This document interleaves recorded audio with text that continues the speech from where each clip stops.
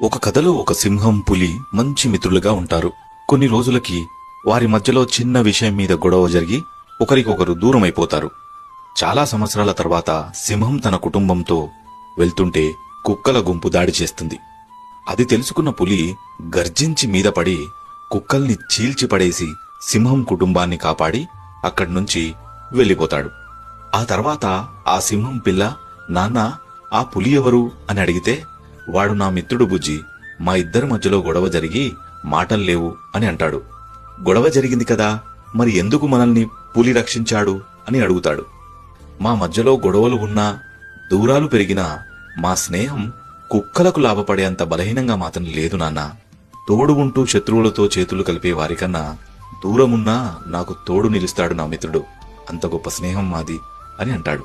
నీతి ఏంటంటే, మంచి స్నేహం, చెడు స్నేహం అని పిలవంది స్నేహాన్ని మాత్రమే. స్నేహితుడంటే నువ్వు ఏడుస్తున్నా వాడు నవ్వుతాడు. నువ్వు అడిగింది ఇవ్వను పోబే అని తిట్టి అవమానిస్తాడు. నువ్వు తప్పు చేసి వేరోడతో గొడవపడ్డా నీవైపే నిలబడతాడు. అమ్మ తర్వాత నీ ఎంకిలి తినేది వాడే, నాన్న తర్వాత నిన్ను దెబ్బలు కొట్టేది వాడే. అర్ధరాత్రైనా వాడికి పట్టపగలే. ₹1 లేకపోయినా నువ్వు వాడికి కోటీశ్వరుడివే. నువ్వు ఎదుగుతావని ముందుగా నమ్మేది వాడే. నువ్వు ఎదిగి ఎక్కడున్నా బాగుండాలని కోరుకునేది వాడే. నాకు తెలుసు, ఈ రీల్ వాడికి షేర్ చేసినా నచ్చదు. అందుకే ఒక లైక్ చేసి మరింత మంది స్నేహితులకు చేరేలా చేయండి.